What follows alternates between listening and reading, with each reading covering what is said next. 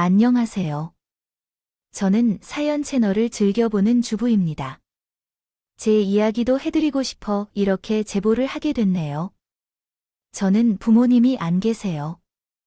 3살 때부터 시설에서 편취하는 삶을 살았죠. 근데 거기서 만난 친한 여동생이 있었어요. 그는 저처럼 부모님이 안 계신 게 아니라 집이 져서 1년만 시설에 있는 거라고 자랑을 했죠.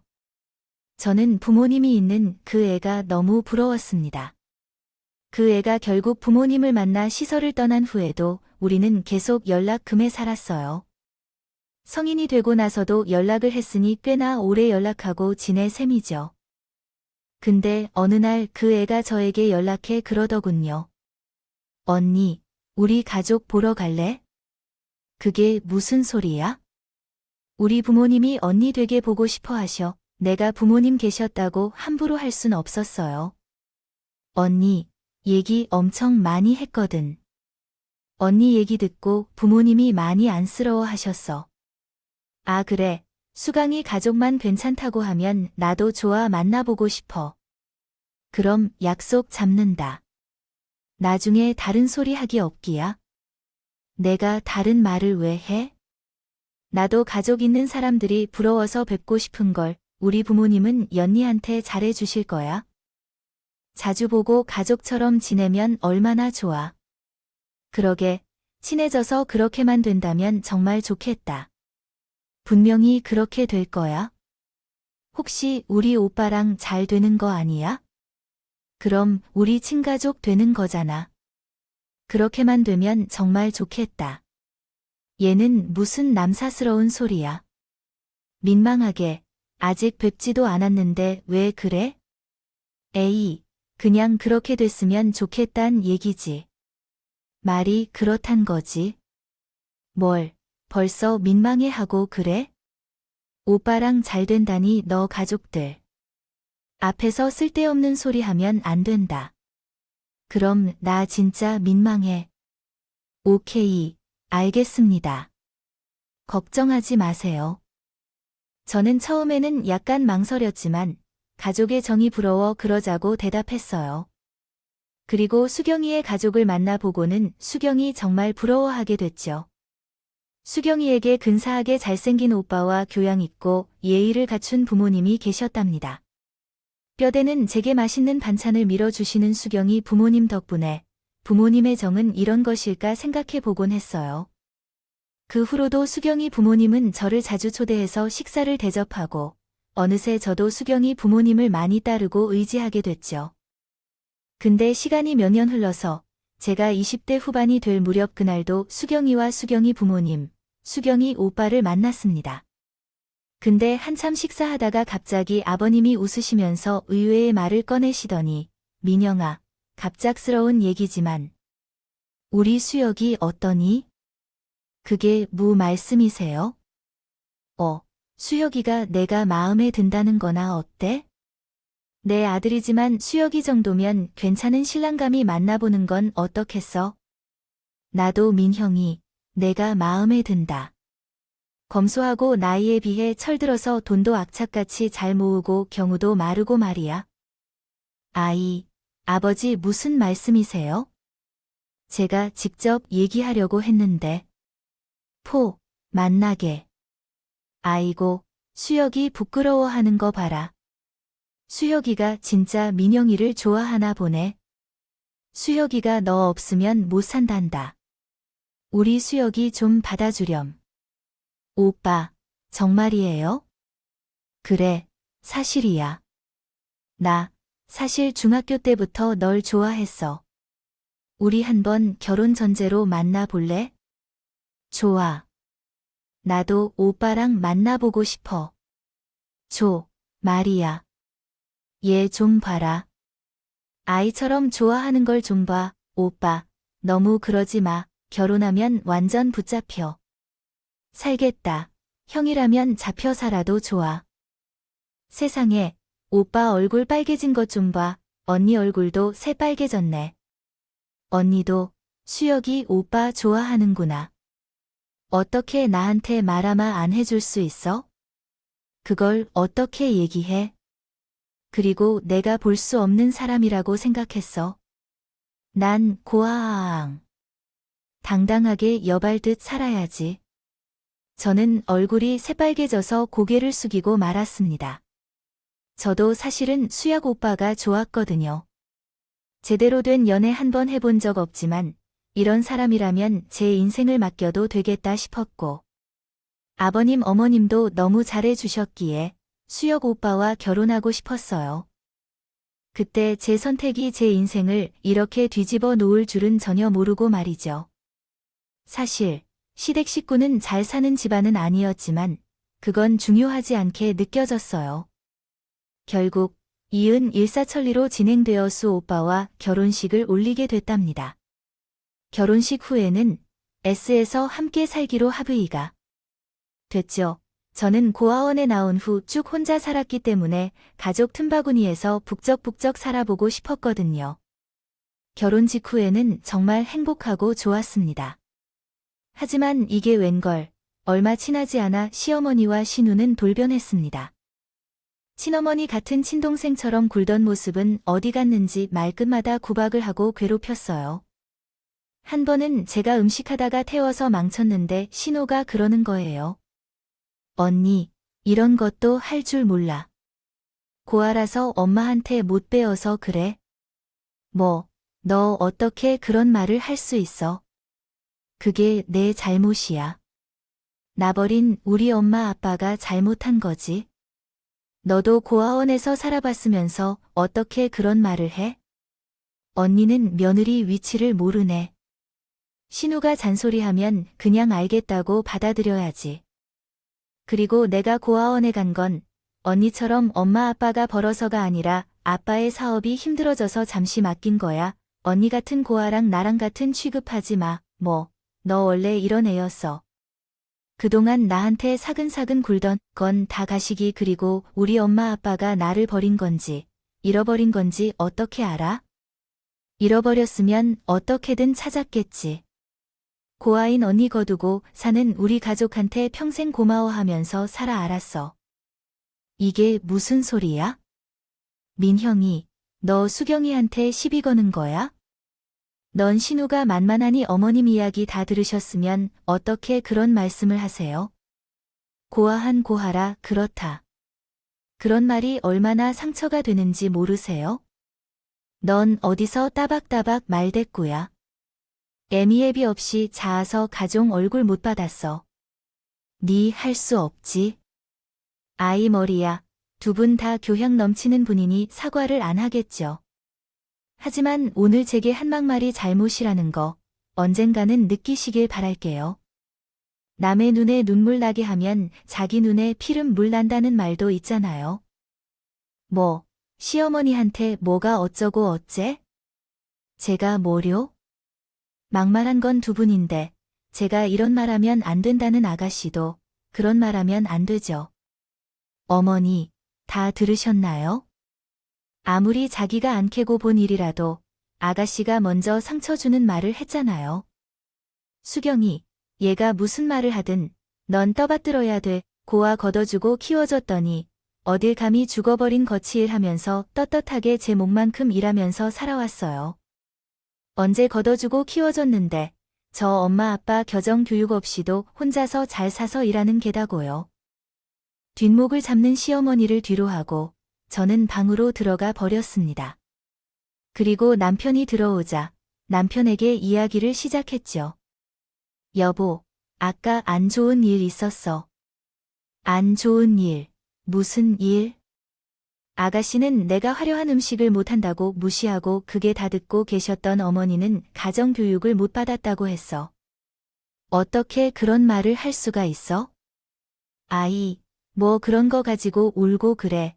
그게 고작 그런 거야. 나한테 인생에서 제일 큰 상처를 건드린 거라고 알았어. 알았어. 내가 수경이랑 어머니한테 한 소리 할게. 정말이지. 아 그럼 둘 다 나한테 꼼짝 못하니까 걱정하지 마. 그나저나 다음 주 수경이 생일인 거 알지? 아가씨 생일. 우리 집은 다른 사람은 몰라도 수경이 생일은 꼭 성대하게 챙겨야 해. 아버지가 사업이 망해 빚을 져서 나랑 엄마가 도망가 있었거든. 그때 아빠가 수경이 키울 상황이 안 돼서 시설에 잠깐 맡긴 거야. 그때 하필 그날이 수경이 생일이었어. 그래서 나는 수경이한테 너무 마음이 아파서 수경이 곁에서 지켜주지 못한 게 미안해서 생일을 항상 내가 챙겨 선물도 신경 써서 하고, 당신도 수경이한테 마음 풀고 생일날 즐겁게 시간 보내자 그 말을 듣고 보니 연애 시절부터 남편이 수경이 생일이면 명품 가방, 최신 핸드폰 등 비싼 선물을 챙겨줬던 게 생각났어요. 왜 저렇게까지 유난일까 싶었는데 저런 사연이 있었던 겁니다. 믿었던 시어머니와 신우, 저 못되게 굴고 남편은 내가 폭언을 들었는데도 대충 넘어가려고 하니 저는 가족처럼 지내고 싶은 마음이 와르르 무너지고 말았죠.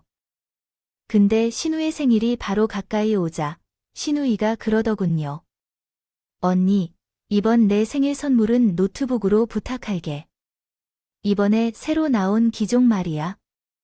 뭐라고? 그거 350만 원이 넘는 거잖아. 네 아빠 목장에서 일하면서 아빠가 월급 두둑하게 챙겨주잖아. 근데 그 정도도 못 해줘? 돈을 넘어도 이건 한참 넘었네. 난 못 해줘. 돈도 없지만 돈 있어도 못 해줘. 저번에 나한테 심할 말한 건 잊었어. 내가 지금 아가씨한테 선물 챙기게 생겼어. 지금 그게 무슨 소리야? 아버님, 언제부터 여기 계셨어요? 수경이, 너는 대체 언제? 철들래, 새 연니한테 잘하지 못할 망정 말도 안 되는 비싼 선물을 요구해. 선물을 맡겨놓은 것도 아니고, 새야가 넌 신경 쓸 거 없다. 너는 아무 준비 안 해도 돼. 수경이 그리고 너 무슨 심한 말을 한 거야? 그게 별말 아니에요. 아빠, 뭐가 별말 아니야? 고아서 배운 게 없어서 음식 되고 있어요. 뭐가 어째? 너, 당장 새언니한테 사과하지 못해. 너도 시설에서 자라봤으면 힘든 사정 겪는 친구들 많이 봤을 텐데. 새언니한테 가족이 돼주고 위로가 돼주지 못할 망조. 얼른 사과해라. 그리고 새아가는 또 이런 일이 있으면 언제든 나한테 말해. 내가 사과시켜 줄 테니까. 얼른 사과 못해? 얼른. 아, 알았어요. 사과하면 되잖아요. 아빠, 언니 미안해. 내가 너무 심한 말했어.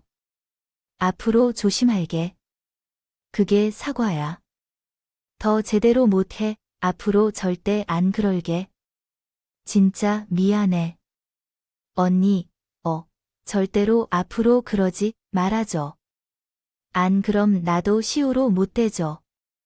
그런 식으로 시누이와 시어머니가 괴롭혀도 시아버지가 막아주기 때에 저는 그나마 숨통 틀고 살 수 있었어요. 근데 한 번은 시어머니가 한겨울에 시누의 옷과 비싼 세탁을 세탁소에 맡겨야 되는 옷을 드라이 값이 아깝다고 저한테 손발을 내게 하는 거예요. 저는 온수를 켜고 빨래를 시작했는데 물이 이상하게 차가운 거 있죠. 한참을 넣다 이상해 확인해 보니 온수가 꺼져 있더라고요. 심각한 짓이었어. 손이 저린 너무 화가 나서 아프다고 말하곤 방에 들어 누워버렸어요. 너, 갑자기 왜 너무 살이야? 아까까지 멀쩡하지만 찬물에 손을 오래 담그고 있었더니 감기에 걸렸나 봐요. 어머님, 갑자기 그게 무슨 소리야? 찬물에 손을 왜 담고? 민영아, 어디 아프니? 아니, 어머님이 손빨래를 시켜서 제 몸에 오한이 왔어요. 당신, 제정신이야? 지금 날 시간이 던데 손빨래를 시켜줘 말해. 잡아먹을 거야. 어디야? 세탁소에 맡기면 되지. 왜 구박을 못해서 안달이야? 안달이, 내가 또 언제 구박했다 그래요? 따뜻한 물에 빨래하면 괜찮을 줄 알았지. 온수가 꺼진 걸 내가 어떻게 알았겠어? 일부러겠지. 민형이 아프다니까 손빨래는 당신이 직접 해. 그리고 시아버지는 제 어깨를 툭툭 두들기며 격려하셨습니다. 이런 식으로 시어머니는 혹하게 시집살이를 시켰지만 버틸 수 있었던 건 시아버님이 주시는 사랑 때문이었어요. 시아버지는 말 목장 관리를 하셨는데 고객들의 말을 돌보고 먹이고 운동도 시키는 일이었어요. 결혼 후에는 저도 다던 직장을 안 두고 남편과 같이 시부 목장에 나가 일을 했죠. 제 자랑은 아니지만 제가 돌보는 말들이 날로 건강해지고 윤택해지는 것을 보며 고객들의 만족도가 높아졌고 입소문이 나서 제 입으로 말하긴 뭐하지만 제 덕에 목장 규모는 처음보다 훨씬 커졌어요. 그러다 얼마 후 저는 딸을 낳았죠. 딸을 낳자마자 시어머니의 구박은 점점 심해졌어요. 아무리 시아버지가 커버쳐준다고 해도 시아버지가 24시간 감시할 수 없으니 어쩔 수가 없는 일이었죠. 너 밥이 떨어진 지가 언젠데 아직도 안 해놔. 어머니, 저 지금 지우리 보고 있잖아요. 누가 보면 대단한 일 하는 줄 알겠어. 아들도 못 보고선 뭐, 그리 당당해. 그게 아니라 정말 눈코 없이 바빠요. 어머니도 자식들 로보셨으면 아시잖아요. 수혁이 수경이는 따로 손볼 것도 없이 얌전하게 잘 컸어. 애가 지엠이 닮아야 되는데 하루 종일 장난질에 사고만 치는 게 딱 지엠이 닮아서는 어머니 말 함부로 하지 마세요. 이 나이 애들은 다 그래요. 그리고 애가 활동적이면서 무슨 말에 또 그렇게 하세요. 그리고 지에이요. 왜 그렇게 말씀하세요? 며느. 아가야, 미영아, 더 좋은 말이 많이 있잖아요. 넌 어쩜 그렇게 한마디를 져주는 적이 없니? 어디 미한테 꼬박꼬박 말 대구라고 그래요? 어머님이 쓸데없이 꽃돌이 잡는 일만 없어도 저도 이런 일 없어요. 뭐, 너 그게 무슨 말버릇이야? 나 때는 시어머니한테 그조에 예하면서 살았어. 잔말 말고 내일 아침상은 내가 차려. 그렇게는 못해요. 어머니 목장 일에 지우리 보는 것만으로도 바빠요. 어머님이 지우리 좀 봐주시면 할 수 있죠. 근데 어머니, 지우리 봐준 적도 없으시잖아요. 항상 아버님이 도와주시니까 그나마 제가 바간 일 하는 거라고요. 저는 시어머니가 괴롭힐 때마다 따박따박 맞섰지만 그래도 지쳐가기 시작했어요. 시어머니는 목장일만으로 바쁜 저에게 자꾸 집안이라 할 것을 요구했죠. 딸 나왔다고 후박는 건 덤이었고 결국 저는 분가를 결심하고 남편을 설득했어요. 여보, 우리 분가하자. 뭐, 분가? 아, 왜 갑자기? 갑자기가 아니야. 결혼 직후부터 어머님이 나를 너무 힘들게 하시고 지울 후부턴 본격적으로 아가씨도 마찬가지고 나 지금껏 아버님이 막아주고 커버 쳐줘서 분가 안 하고 참은 거야. 근데 이제 목장일만으로 바쁜데 지아님마저 나한테 다 미루시는 더 이상은 못 참겠어. 우리 돈 모아서 분가하다 지금부터 적금 들어서 모으면 5에서 6년 안에 작은 빌라 하나는 구할 수 있을 거야. 내가 전 그러면 내 뜻대로 해. 나도 어머님이랑 수경 일 다 막아줄 순 없으니까. 그럼 통장 관리는 내가 할게. 당신 소비가 심해서 돈도 잘 못 모으자. 아, 그래, 그렇게 하던지. 알았어. 그렇게. 저와 남친은 적금을 부어서 매년 차곡차곡 돈을 모아갔어요. 돈을 모으며 힘든 시댁살이를 견딜 수 있었던 건 시아버지가 있어서였죠. 시아버지는 저에게 유달리 정을 주셨고 남편마저 아무 힘이 안 될 때도 언제 힘이 주셨습니다. 그러니 저도 당연스레 시아버지께 정을 줬어요. 너 결혼 초에 기억나니? 내가 흑염소 집을 달려왔지 않아? 내 당뇨가 걱정된다고 수경이 수영이도 안 하는 짓을 하는데 내가 안 예뻐할 리가 없잖아. 참 별것도 아닌 걸 가지고 수혁 씨랑 수경이도 마음은 똑같이 아버님을 위하고 있을 거예요. 근데 아버님은 저 얘기 나누는 거 안 귀찮으세요? 나야 말동무도 해주는데 난 고맙지. 이런 며느리가 세상에 어디 있어? 난 수경이 수혁이보다도 내가 더 친딸 같다. 아버님, 친딸 같다는 말이 저한테 얼마나 감격인 거 모르시죠? 전 부모님이 없잖아요. 감사해요. 신처럼 대해주셔서. 저도 아버님을 친아버지처럼 대하고 싶어요. 이미 그렇게 대하고 있잖아. 내가 괜히 널 예뻐하겠어? 나한테 몸에 좋은 음식이다 뭐다 해주고 당뇨에 안 좋은 음식 먹으면 잔소리까지 하는데 나야 늘 고맙지. 난 수혁에 결혼시키면서 딸 하나 더 생긴 거나 다름없다. 그리고 고아라고 기죽지 마아네. 부모님도 어쩔 수 없는 사정이 있었을 게야. 어차피 인생은 혼자 사는 거야. 앞으로든 당당하게 살아야 된다. 네, 아버님, 꼭 당당하게 살게요. 저, 열심히 농장일도 할 거고요. 돈도 열심히 모아서 집도 장만할 거예요. 그래, 그렇게 살아. 열심히 일도 하고 돈도 모으고 당당하게 살아. 아빠 생각나고 그리우면이 시아버지 떠올리면 돼. 주말에 농장 종이 잘 마치고 다 같이 먹고 놀러도 다니자. 제게 친딸 같다고 말씀하시는 부친님을 보며 저는 많은 감동을 받았고 저 또한 친부처럼 대해드리려고 노력했습니다. 그러다 어느 날 아침 일어났는데 몸이 너무 무거워 제대로 일어나 지지가 않았어요. 전 급하게 남편을 불렀죠. 여보, 모구리, 무슨 일이 있어? 아버님 몸이 너무 무거워서 일어날 수가 없어요. 세상에, 열준 봐 안 되겠다. 민영아. 이 비쁜데 혈압, 아버님은 저를 들춰보시고는 택시를 타고 병원에 가셨어요. 병원에서 치료받고 쉬고 있는데 아버님이 저에게 돈봉투 하나를 주시는 겁니다. 그거 다행이구나. 그나저나 이거 받더라. 이게 뭐예요? 용돈이다. 그동안 목장이 어려워서 잘 챙겨주지 못했는데 내 덕에 목장도 번창하고 더 일찍 줘야 되는데 형편이 어려워주지 못했구나. 얼마 안 되니까 부담 없이 받아. 아니에요. 아버님, 이런 거 받을 수 없어요. 애비가 주는 용돈에 거주하는 딸님이 어디어 편하게 받아 맛있는 것도 사 먹고 예쁜 옷도 사 입고 해. 빨리 기운 차리고 농장 정리하던 거 후딱 정리하셨다. 저는 눈물이 그렁그렁해서 돈봉투를 받았어요. 큰 액수는 아니었지만 아버님의 마음이 느껴져 감동했죠. 그 후로 쉬는 쌈짓돈이 생길 때마다 틈틈이 용돈을 건너줬고요. 안 받는다고 하면 계좌로 이체해 줬어요. 저는 그 돈을 호투로 쓰지 않고 시아버님 몸이 안 좋을 때면 모은 돈으로 한약을 지어 드리곤 했죠. 그러다 어느 날이었어요. 저는 가벼운 접촉사고를 당했습니다.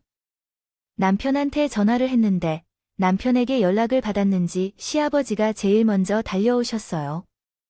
아이고, 며느라, 이게 어떻게 된 거야? 많이 다쳤어? 아버님, 어떻게 알고 이렇게 일찍 오셨어요? 목장 일은 어쩌고요?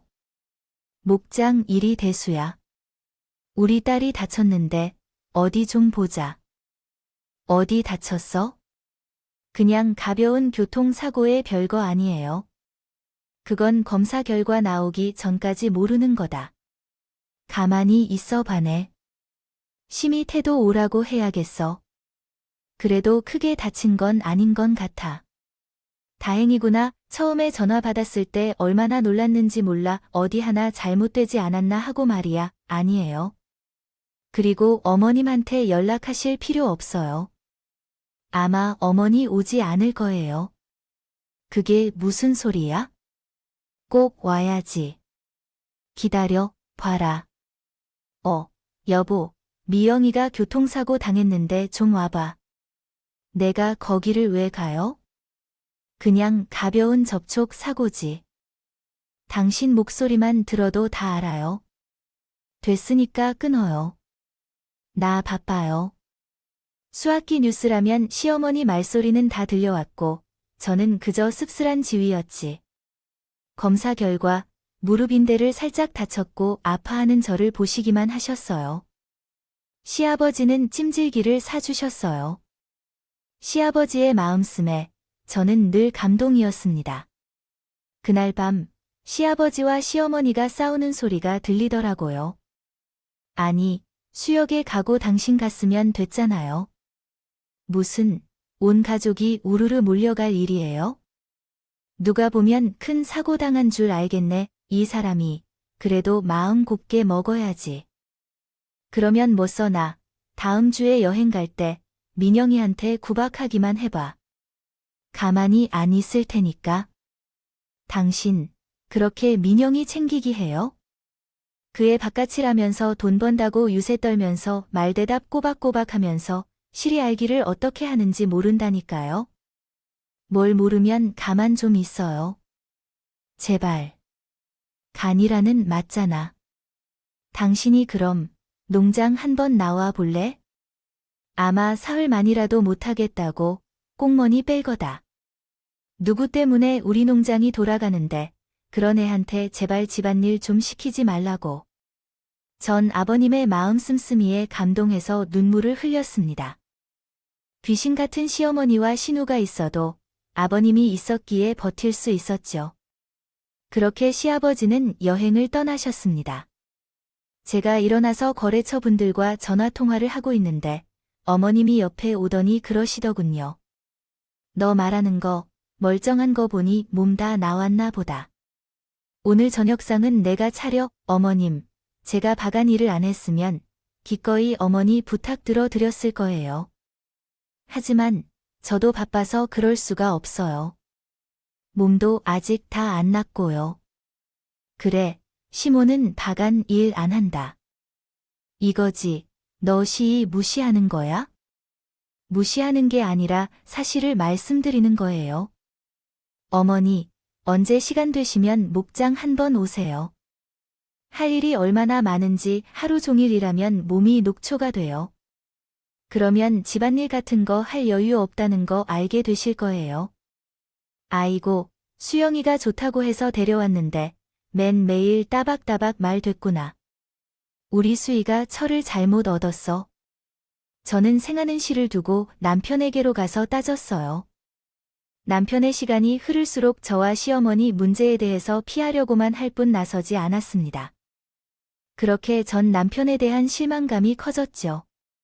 그리고 시간은 빠르게 흘러 5년이 지나 통장에는 딱 3억 원이 모였습니다. 저는 작은 빌라로 이사 결심했죠. 그 5년간 시어머니와 신우의 진상은 자아될 줄 몰랐거든요. 그렇게 집을 알아보다가 급매로 1층 아파트를 찾게 됐어요. 작은 평수지만 깨끗하고요. 좋더라고요. 그렇게 집을 장만해서 계약서까지 다 썼는데 남편이 이상한 소리를 하더라고요. 저랑 신이랑 싸울 때 성들 때부터 알아봤어야 됐는데 아파트를 생일 선물로 신우한테 줄까 해요? 그때 시어머니가 친구랑 통화하면서 시댁 집안에서 아파트 사는 건 우리 부부가 처음이라고 자랑을 하는데 시어머니에게 대뜸 남편이 말하는 거예요. 엄마, 그지 수경이 줄게. 시어머니도 깜짝 놀라고 남편을 방으로 끌고 들어왔어요. 그게 말이 돼? 5년 동안 안 입고 안 먹으면서 뭐이야? 절대 아가씨한테 줄 수 없어. 진정하고 내 말 들어봐. 수경이 사귀는 남자가 의사인 건 알지? 요즘 결혼 준비하고 있잖아. 근데 그 집에 비해 우리 집이 많이 기울자. 아, 그래서 그 집에서 아파트 한 채는 해줬으면 하는 눈치라. 만약에 아파트 못 해가면 파혼 당할 줄도 몰라. 당신은 수경이가 파혼 당해도 좋아. 설령 파혼 당한다 해도 어쩔 수 없는 일이야. 그런 일로 파혼하는 집이 이상한 거지. 당신, 설마 벌써 아가씨한테 집 준다고 얘기한 건 아니지? 그건 아니야. 하지만 역시 집을 주는 게 좋을 것 같아. 잘 생각해봐. 수경이 불쌍하네요. 집안 어려울 때 고아원에서 1년 있었잖아.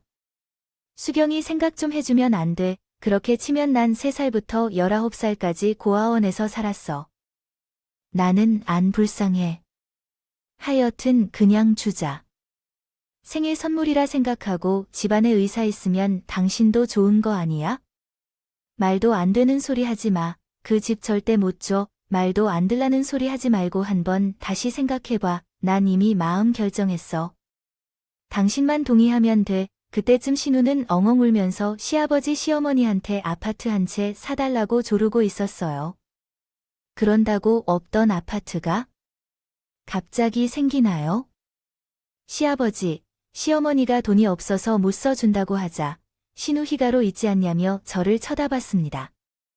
그러자 시모도 저를 쳐다봤고 저는 제 접을 탐내 싶어 소름이 끼쳤어요. 근데 남편이 다시 한번 그러더군요. 수경이 한테 아파트 줄 거야? 그게 무슨 소리야? 난 합의한 적 없어. 못 줘, 그냥 받아들여. 이미 결정된 일이야. 엄마, 아빠, 수경이 결혼식 깨지 걱정하지 마세요.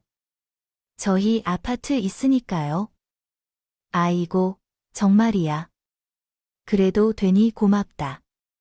민영아이 운에는 있지 않으마. 아니, 저는 준다고 한 적 없다고요. 제가 100번 보에서 다른 사람이면 아파트 줄 수도 있었을지 몰라요. 하지만 아가씨가 저 결혼하고 나서 저한테 한 번이라도 사근사근 대한 적 있는 줄 알아요. 밥때도 아닌데 손도 발도 없는지 배고플 때마다 밥 차아달라고 성질내고 드라이 맞게 되는 옷 빨래 바구니에 넣어놓고 세탁기에 빨았다고 화내던 사람이잖아요.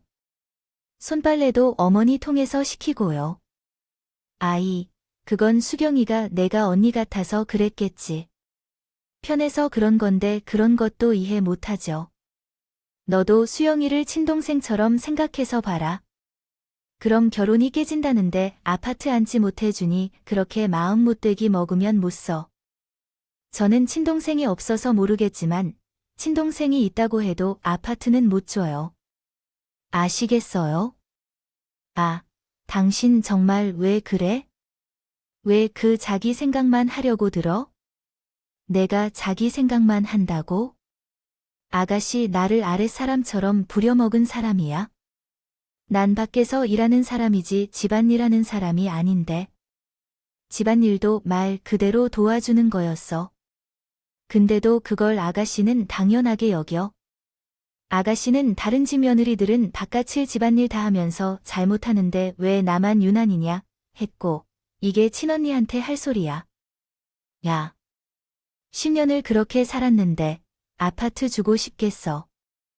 당신, 이제 그만해. 당신, 미치도록 서러운 거 잘 알겠는데 지금은 수경이 결혼이 먼저야. 어머니, 아버지, 아파트, 수경이 주겠습니다. 저는 이때 처음으로 이혼하고 싶다는 생각이 들었습니다. 그래서 방에 들어와 남편에게 말했어요. 이럴 거면 우리 이혼하자. 이혼은 무슨 이혼이야? 아파트는 또 돈 모아서 사면 되잖아. 당신, 억척스럽게 돈 잘 아끼잖아. 아버지도 당신 얼고 후하게 챙겨주고 내가 큰 거 말하는 거 아니잖아. 그냥 아파트 한 채 주는 거라니까. 그게 그냥이란 말이 나와 2년도 아니고 자그마치 5년간 모은 돈으로 산 아파트야. 난 절대 남한테 못 줘, 당신, 수경이가. 야, 당신, 정말 실망이다.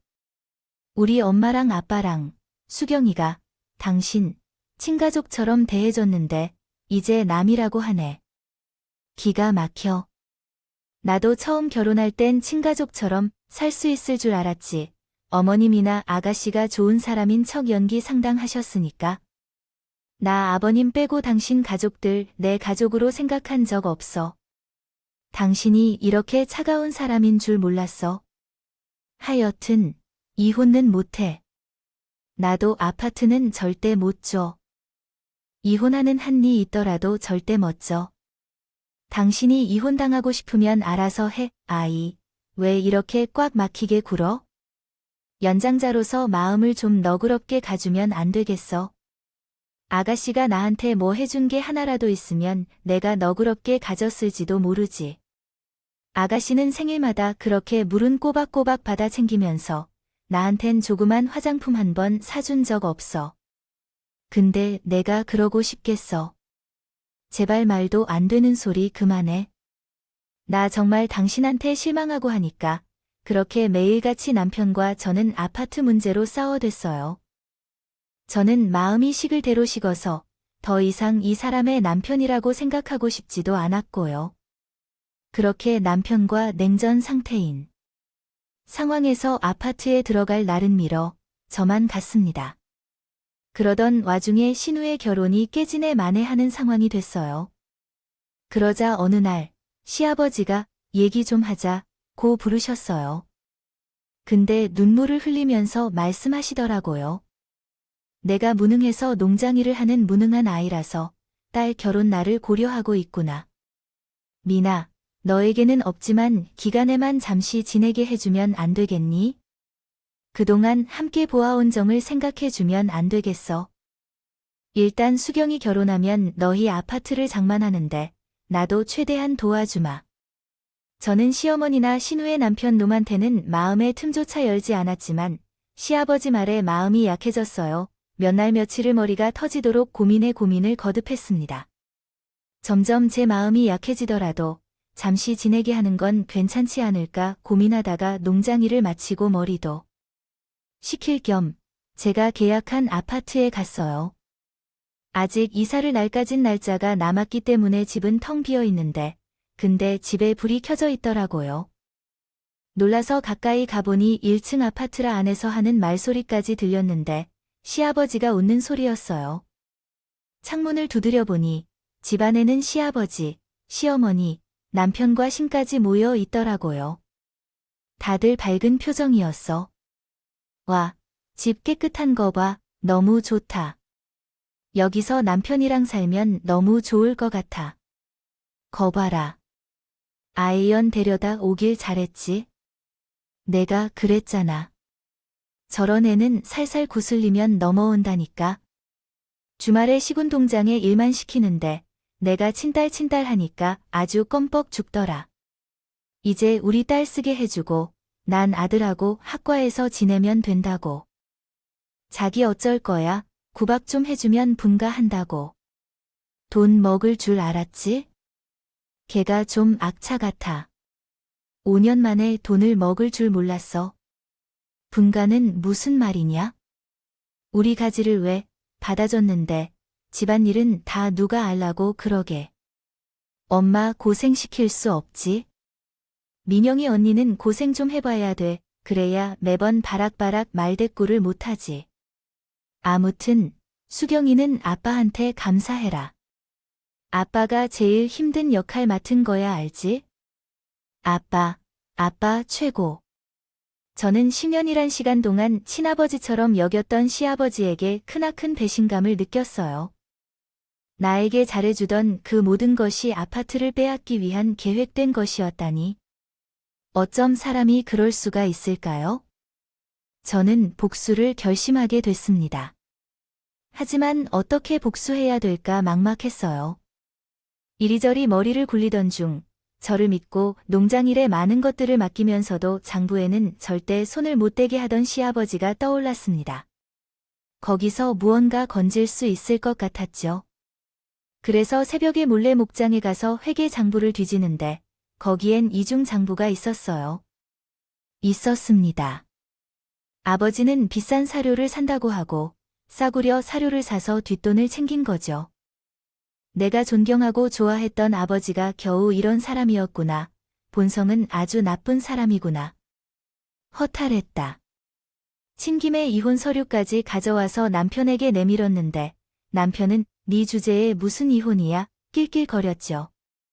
저는 아무 소리 안 하고 그냥 시댁에서 나오고 고객들 명단에 이중 장부를 싹 다 돌렸습니다. 고객들이 난리를 피우고 바로 아버지에게 전화가 왔습니다. 여보세요. 아이고 이게 어떻게 된 일이냐? 내가 그랬어? 대체 왜 그랬어? 제가 했다고 생각하지 마시고 하신 일에 대한 업보를 받는다고 생각하세요. 내가 실수했다. 그래도 넌 나한테 친딸이나 마찬가지잖아. 그리고 고객들한테 신뢰도 많이 받고 있고 제발 이번만 눈 딱 감고 고객들한테 방패하게 좀 대주세요. 제가 왜요? 그리고 제가 친딸이라고요. 친딸 아파트는 버지도 있나요? 그것도 10년 동안 연극하면서? 아니, 그걸 어떻게 알았어요? 민영아, 잘못했다. 내가 사람으로선 해서는 안 되는 짓을 했어. 정말 잘못했다. 하지만 그렇다고 농장까지 말아먹을 순 없잖아. 제발 부탁이다. 도와주세요.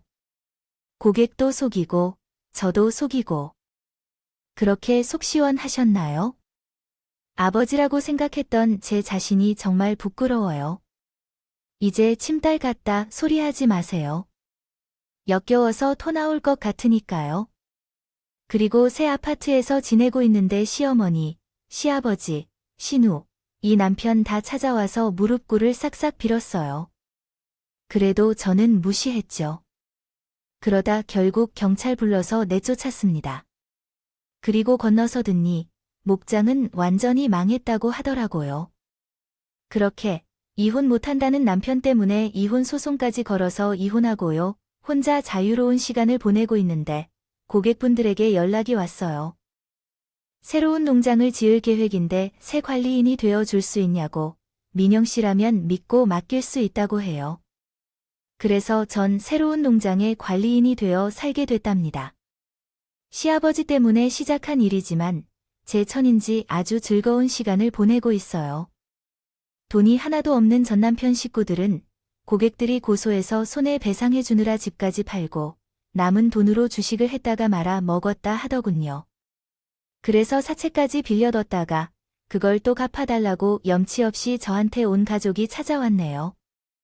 물론 이번에도 경찰을 불러 내쫓았고 시간이 좀 더 흐른 어느 날은 또 전남편에게 연락해 왔는데 어머니가 아프시다 돌 이상 병원비는 주면 안 되겠냐고 하던데요.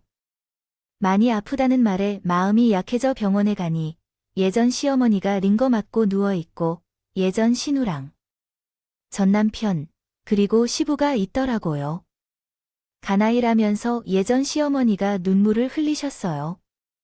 통사정을 하면서 병원비라도 대주면 안 되겠냐는 말에 링거줄 확인하러 온 간호사가 말했습니다. 화는 가이라 무슨 소리세요? 화는 피곤하다고 영양점 맞으러 오셨잖아요. 그러자 앓는 척하던 시어머님이 벌떡 일어나 다 된 밥에 재이며 간호사를 밀친 거 있죠. 결국 돈 한 푼 없는 그 사람들은 유일하게 남은 재산인 차에서 노숙하면서 넷이 살고 있다고 하네요. 저는 전 남편이랑 전시 번호를 다 차단하고 그 후에 평화롭게 살있습니다. 제 사연은 여기까지입니다. 긴 이야기 들어주셔서 감사합니다. 오늘도 저희 채널에 와주셔서 감사드립니다. 더 좋은 이야기로 찾아뵙겠습니다.